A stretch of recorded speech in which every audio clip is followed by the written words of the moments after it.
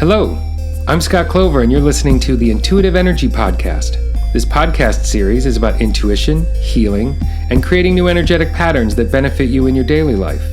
In my private practice, I help people heal from a diverse range of issues, including self-acceptance, trauma release, managing anxiety, emboldening self-worth, and creative expression. In today's episode, we discuss the importance of being grounded, energy and how it differs from dogma, how childhood defense mechanisms can hinder us later in life, and the importance of free will. Enjoy. This is Carl Munson in conversation with Scott Clover, who is an intuitive energy healer. And we'll be looking at Scott's approach and his ideas about energy healing, power of intuition, and how to live in an unblocked and vibrant way. Hi, Scott. Hi, how are you? I'm very well. And in large part, thanks to you, because we've been doing a bit of work together and I've really enjoyed it. And I do feel unblocked, but maybe more about that later on when we talk about energy healing and blockages and getting unblocked and all of that and how it works on people. Something very interesting that we were talking about recently was how you're favoring not kind of putting yourself in the whole kind of new agey movement, but being in a different place, like having what we might call mainstream people opening their minds to the sort of work you do. Is that a fair assessment? Yeah, I would say that's a fair assessment. My work is also designed to get people to feel more comfortable in their bodies. Yeah. So when you're more comfortable in your body, then your intuition works better, your body works better, you're residing in where you live, as opposed to living outside the physical form that's carrying you around.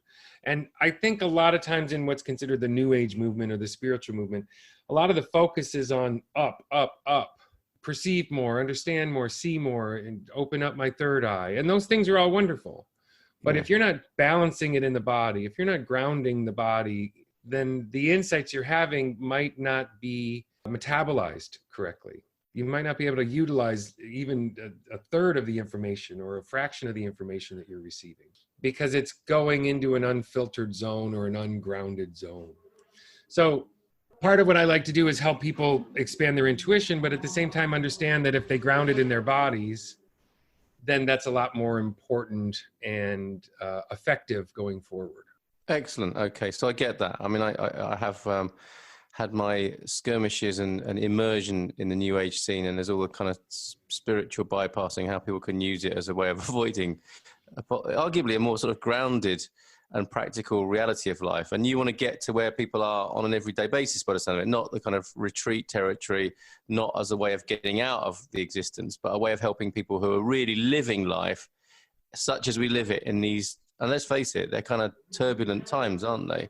Is that part of what you're thinking, is that, you know, this is a time where it's really needed as well, because people are a little bit bereft of ideas about how to live their lives fully and healthily and freely? Well, correct. And, you know, before, growing up in previous decades, there was almost a believed support system that would happen. Whether your company was going to take care of you in old age, or your pension was going to take care of you in old age, or Social Security here in America. In Europe, you're taken care of more on a socialist viewpoint. But when we look here in America specifically, our society is not protecting us. Our government is no longer protecting us in the food and water that we eat, or thinking that the individual is important. So I would like people to understand that their individuality is important, and what they have and how they interact with the world is important. And from there, it will create maybe down in the future a different way of looking at society or structures in general. The one thing I try to steer clear of in my work is sort of dogma, or an approach that energy is happening on behalf of the request of something else. What I mean by that is I perceive energy as moving or not moving, functioning to a purpose or functioning towards sort of a negative outcome. I don't perceive it as there is a litany of entities moving it around as if like a godlike structure, or the way the Greeks used to see the gods, because they didn't have words for what was happening. You know, the Greeks created gods because lightning happened. The Greeks created God because the sun came out every morning. We know a lot more about life than so if you perceive these things as just energy moving and in patterns, and you find ways to perceive those patterns, then you can understand what's happening more. The E word, the energy word, is a little bit difficult for people, isn't it? And within the mainstream context, it's not like, although we have come a long way since the ancient understandings of how the world works and why people created gods, the world as it's expressed in a very sophisticated way in the media, like we got it all figured out, still doesn't really talk very much about energy, except, in the form of utilities and, energy as in a sort of physical scientific thing. But am I right in thinking the energy you're talking about, people can actually understand very directly as, their breath or their chi or whatever it is that people are beginning to really understand through Tai Chi and yoga? It's life force that's coming through. And it's what we do with that makes all the difference. Well said.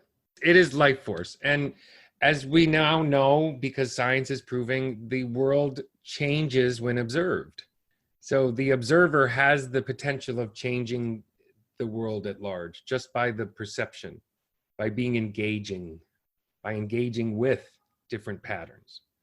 So we have a choice how to receive certain patterns in our lives. Sometimes things that seem negative in the moment turn out to be very fortuitous after the fact.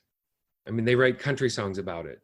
Thank God sometimes I thank God for unanswered prayers. Well, I don't know how much God had to do with you breaking up with your high school girlfriend so you can find the woman of your dreams in your 30s, right? I don't know if there was someone in charge of that or if your life was just destined to go a certain way if you made certain choices. So there is this energy on the move. In the most basic sense, we could see that people are beginning to understand it, because it's like it's okay to go to yoga or Tai Chi or Qigong now, isn't it? People are understanding that. Another part of that, would that be energy in the form of other people's, I don't know, like not just their opinions, but I had this thought last night. My wife and I, Louisa and I, were talking about this. I have to own up to having a very kind of judgmental and superior, like a superiority complex that I'm really embarrassed about. I'm really quite ashamed of. But I can see that it's been my pattern of survival from being a kid. It just became useful to sort of look down on my parents first of all, and then I began to extend that. I mean, I learned it from them, but then I used it on them and I used it on other people to kind of create safety and confidence in myself. And then I've done all sorts of, like we were talking about new agey stuff. I've tried to be a nice new ager as well and be sort of compassionate and all the rest of it to kind of cover that up. But that energy pattern of having a superiority complex, is that the sort of thing you're talking about as well? These energies and patterns and inherited things that come at us actually from our family and our culture. Is that energy that we can work with as well? The sort of energy that you work with? Oh, certainly. I have this sort of idea that I tell people when we work together of the parachute. The parachute is great as you're falling into your life. Meaning if you get a parachute at 5 and you fall using that parachute until 20, fantastic. You learn to have safety mechanisms put in place that are going to get you to land safely on the ground. At that point in our 20s and our early 20s, society or someone should have turned us around and said, look behind you. Look at all the stuff you did to get to adulthood. Now forget all that crap.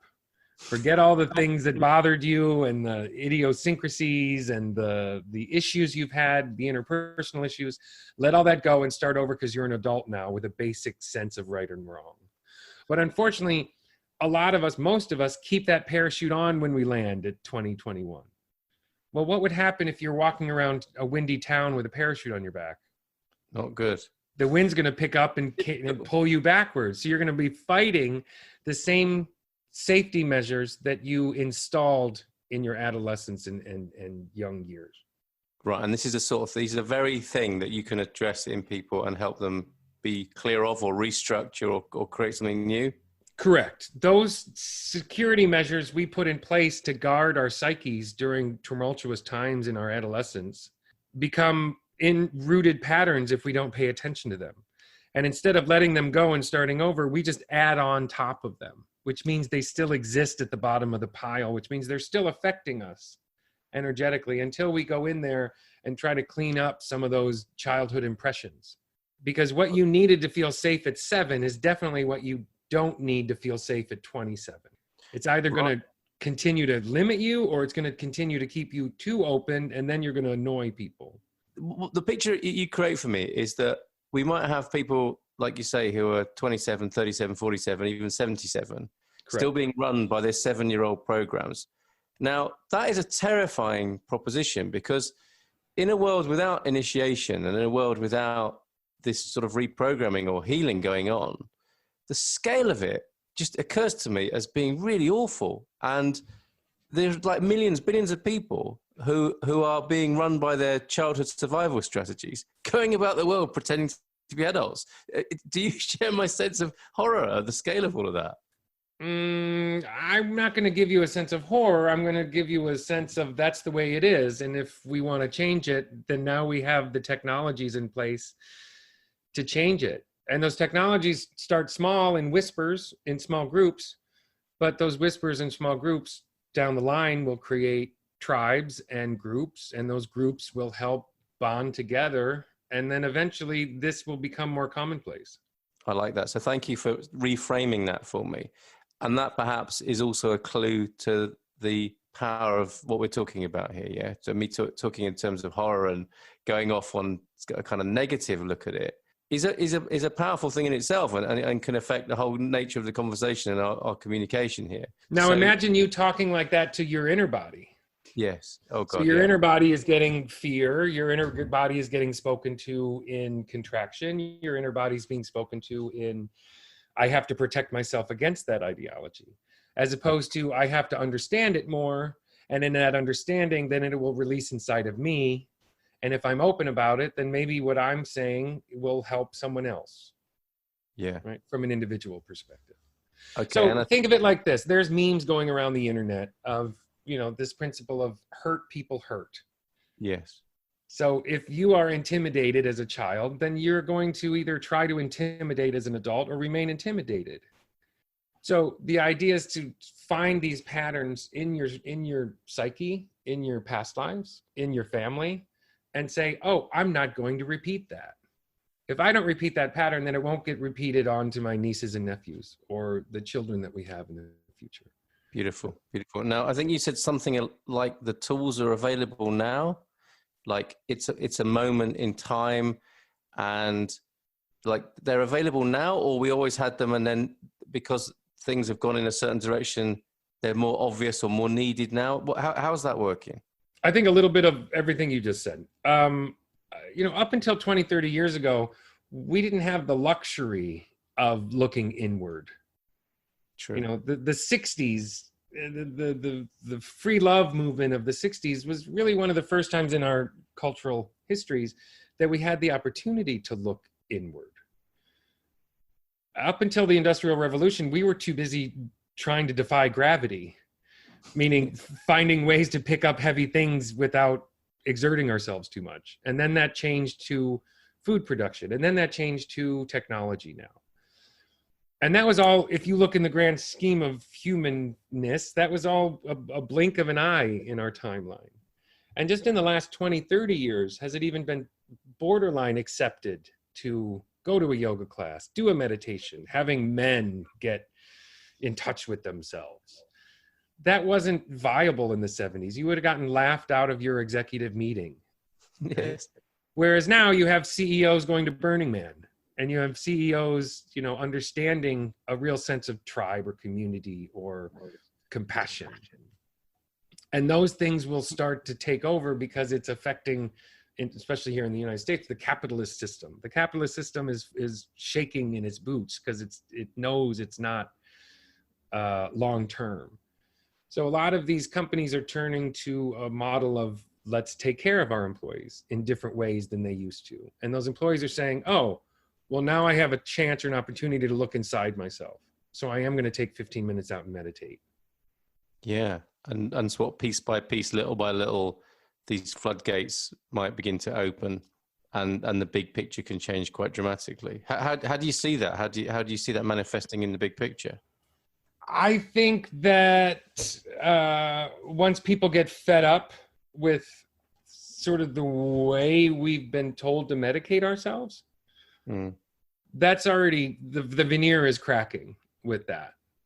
So if you realize that there are technologies now that can help heal your anxiety as opposed to a pill that will keep it at bay until you stop taking the pill and then the anxiety comes back, people are catching on. People don't want to be taking these medications any longer. They want to learn new technologies that will remove the issue or move the issue out of the way so they can flow a little freer, as it were. Yeah, and this thing of what being sick and tired of being sick and tired, that's one sign, isn't it? Is that you are, or you may be, one might be taking medication to keep something at bay rather than releasing something. What are other signs that people might have? You know, we're talking about people switching on or opening up to the idea of energy healing. What cusp might they be at? What situation, what signs might they see in their lives that might suggest they're ready to do exactly that? Well, one thing I like to ask people to do is what is the intention behind their action? Meaning, if they're feeling limited or contracted about something, how did that contraction start? Where did it come from? Was it a societal pressure, what I call conditioned thinking? Was it something in society that deemed it wasn't okay for them to act a certain way, so they limited their behavior? That's an idea that I don't have permission to be myself. I was not permitted to be myself, and now I don't have permission, and I keep thinking that. Until the day you wake up and you say, oh, you know what? That was conditioned thinking. That was my principal that told me that, or a parent, or somebody in authority that told me that. And I realize now that I have free will and I have permission, or I'm giving myself permission to act in accordance to how I feel I should. So that's an idea of permission. The other idea is, are you disallowing yourself from action because of a personal contraction that you're holding? The way I explain this is, there was a movie 30 years ago called Footloose, and I think they remade it a few years back. Yeah. And the idea is that these children lived in a community that did not allow dancing. So they were not permitted to dance. So those adults, once they leave that community, have to give themselves permission to dance, and then they can go out dancing. So that's the idea of how you can use conditioned thinking against yourself, how conditioned thinking can impact you by not thinking you have permission because society didn't give it to you. If you're like a fourth grader and you're dancing in your music class, and the girl on the other side of the room says, oh, look at Jimmy, he dances funny. And Jimmy gets so self-conscious that he stops dancing. And then he misses all the school dances, and then he goes to weddings in his 20s and 30s and doesn't dance at the weddings. He has disallowed himself from dancing because he was self-conscious. Susie didn't tell him, you can't dance, you're not allowed. What she said was, I think you dance funny, and he took it so personally that he never expressed himself in that manner again. Oh God, that's so painful. But it happens all the time. It happens, it contracts us all the time. Yeah. That's a very major example. People can really relate to that example because people feel self-conscious by self-expressing or dancing sometimes. Yeah. But think of that in terms of any situation you have in your life that you feel you should be more expressed in. Is it because you've limited yourself because you're self-conscious of judgment from others? Or did you really feel that you never had permission to do that and you still don't have permission to do that? That's when you stop and you say, okay, well, let's kind of screw an authority figure here and me decide for myself that I have permission to go out dancing or self-expressing or being an artist or a cellist or, you know, something that may not have been accepted in your family. You now have the choice to make and say, that was them, this is me. Wow. And that sense of freedom. Okay. And then, so it is really watching your thoughts and an amount of self-observation, which, as you say, has become easier in recent times, hasn't it? You know, we were preoccupied with within the other areas of the hierarchy of human needs. Now we've got some space to observe ourselves. When we observe ourselves, we can see the sorts of things you were just talking about. And that might be the time to call someone like you up to reroute or open up those fixed ways of being, yeah? Because I guess there's fixed ways of thinking. I would say fixed ways of thinking. The fixed ways of thinking create the way you are or your state of being. Yeah. And the thing I would tell the person, as you said, if they came to me, I would ask them, how is that energy arriving at you? Is that pit in your stomach created? Is it pulling inward? Or does it feel like something's sitting on you and you're feeling pressure from the outside? Yeah. So if you're having an issue like this, take a moment, take a breath, and notice, how is that energy impacting me? Is it pulling from the inside? Is it pushing from the outside? Which direction is it going? What color does it feel like? These are all questions I ask in my therapy sessions. And these are all the beautiful subtleties of being alive, aren't they? Because the way we've tended to have it is like we just feel well or we don't feel well. And the subtleties of where energy is felt in our bodies has really been marginalized, isn't it? And sidelined. Have you guessed why that is? Why we're not very sophisticated in the reading of our own bodies? Why have we learned to do that culturally? So I think the natural instinct is if you walk by a stinky pile of garbage, you're not going to walk right next to it if you can choose to. You're going to walk around it. You're not going to get anywhere near that stinky pile of garbage because you don't want to smell it, right? Yeah. And then you're going to keep walking. It's going to be behind you, and then you're going to forget about it. Well, if something hurts in your body or there's a pain in your body, we were sort of told earlier, just implied that, oh, don't go anywhere near that. If you have hip pain, then try to ignore it. And the flip side of that is, oh, if you have a hip pain, go inside the pain. Where's the epicenter? What is the sensation? Is it prickly? Is it warm? Is it spiky? And ask yourself, how are these things happening, as opposed to, oh, I don't like that, so I'm going to avoid it. Well, that's like an empty house becomes dilapidated because doesn't have the life force of the energy of the family living in it. So if you're ignoring a hurt or sore part of your body by not trying to be insightful to it, it's going to fester and get worse because it's being ignored. And you're doing it on purpose, but maybe not intentionally. Yeah. And I'd like to flip that on its ear and say, oh, there's a pain in your knee or a pain in your hip. Go into that pain. Well, how is it speaking to you? What is it saying? Does it have a story? If it has a story, can you let that story go? And if you need help with these kinds of questions, then people come and see somebody like me, because I have sort of an insight into this more specific or a specificity about certain energy contractions. But there is potential for people to look and feel inside themselves, ask questions and get real answers, and then able to receive sort of like an energetic antidote or a color or a vibration that you can send into that part of your body that's going to shake things up and create maybe a healing environment, as opposed to a environment that is unhealthy. Yeah. And there's so much information there, isn't there, that might be ignored or might have been carried for decades. And it's such rich information. Just something that's occurred to me to ask you is, in the company of people who, you know, someone who's self-expressed and gone through some of this healing work, and if they're standing in front of you and then you're standing next to, you know, like a very traditional man who's like, you know, that David Byrne song, hard men, hard lives, hard keeping it all inside. Do you get a sense of those people energetically? Of what can you, are you feeling that when you're encountered by those two types of people? I would say I feel that more in session. I try not to keep my satellite dish open when I interact with people on, you know, in a daily life situation, on the street, in the store, at a dinner party. Yeah. I try to reserve delving too far into people's energy fields, unless it's in the sort of the clinical or my work. It's too much information for me to receive otherwise.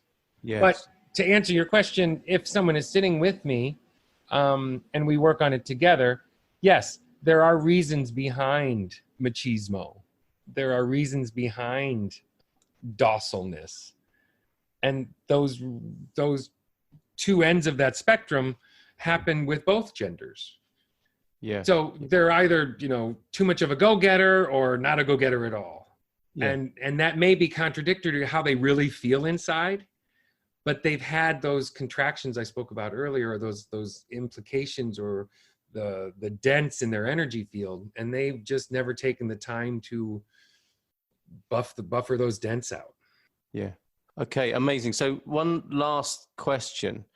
This is sort of projecting it out into the future, metaphorically. But, you know, we're talking here about how we've had this progression over the last few decades from an opening up, you know, the 60s, and then the New Age movement as it's occurred to us and had its impact on society in recent decades, and how it is now that it's very likely that you'll be able to work with people who, you know, aren't New Agey, who are just mainstream everyday folks, but who can really understand now what we've just talked about to work with you. Yeah, I'm not New Agey. I don't consider myself New Agey or spiritual. Do I burn things in my practice in terms of sage or Palo Santo? Yes, because that has a function. Yeah. Using things like that is a function to help clear energy. Is that a New Age practice? It's also a New Age practice, but it's rooted in shifting the energy in the room. Yeah. So when I think of things as energy, it really allows the dogma to dissipate, and the intentions, the best of intentions of others to create dogma around energy practices, that they had the best intentions to do it, but that made someone feel better, and then it became the ideologies of someone imposed onto somebody else. Yes. And I think it's more important for us to understand that we perceive energies, each one individually, and as we do it individually, we can bind together in a collective to make us feel better that we're doing it. Marvelous. And as this collective is progressing into the future and developing, do you think we're going to be collectively more at ease? Because it was fascinating what you were saying there about how, you need to shut your satellite dish down. Oh, I mean, that would be terrible, wouldn't it, to be, and we've seen this depicted in films, haven't we? People who are very open psychically, energetically, that it can be really hard for them to encounter that all the time. But would there be a relaxing of that in the future as we're all more open to each other's ease and relaxation, and we've dealt more with our healing? Can you see that? Can you see a sort of relaxation and ease around that, so there isn't so much of a polarity? I think when we start to understand that a large percentage of what we consider mental illness is actually people being too open to other energy realms, yeah, then the mystique about this will change as well. And the mystique of mental illness will change as well.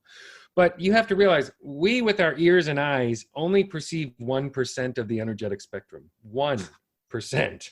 Well, yeah. That means there's 99% of other things happening that we can't physically register with our eyes and ears. Yeah. So if there's people out there like me, or people that are far too open, they're perceiving just a little bit more than that 1%. Yes. They're not perceiving 80%. They're perceiving maybe 1.5% of the energies that are out there. And it's right for the times and the context for them to do that and to be able to be helpful. But if you go to somebody in a secured system we have now that says, I'm seeing or feeling this in an overwhelming fashion, they're going to label you mentally ill. Yeah. And that's technically, for a lot of these people, that's not what's happening. What's happening is they're too open, and we don't have words for it in our society yet. Wow. It's coming, but it's not there yet. And a lot of the reasons why these people are so open is because they were traumatized as children. A large part of empaths are so empathic because they had their radar up, because they were fearful of their state of being around them. They were fearful of a family member or someone in their neighborhood, so their guard was always up. So these children are taught or self-taught to be open to the energies around them, and it's a protection mechanism. Yeah. Well, when you stay open like that and you get older and there's more energy that you're involved with or influenced by, and you don't have the skills to say, oh, my protection mechanism as a child was to be overly empathic, and now I'm an overly empathic adult, society looks down on overly empathic adults. But it was a safety mechanism you needed because you were experiencing trauma as a child. Wow. And this is like the canary in the coal mine analogy, isn't it? Is, how miners used to use a canary to check for gas leaks in a coal mine. People are like that as well, aren't they, in terms of feeling things on our collective behalf, I think. Sure. But it can become overwhelming unless you have the proper skills to shut it down, metabolize it. Yeah. Let it in ways that aren't caustic to your system. It's not an overwhelm, an overload. Yeah. But empathic overload is very rampant. And I think people listening to this will resonate and hear that, and may even be experiencing that. Scott, what's the best way for them to get in touch with you or to find out more about the work you do and then people working in the same sort of field? Sure. So my website is my name, scottclover.com.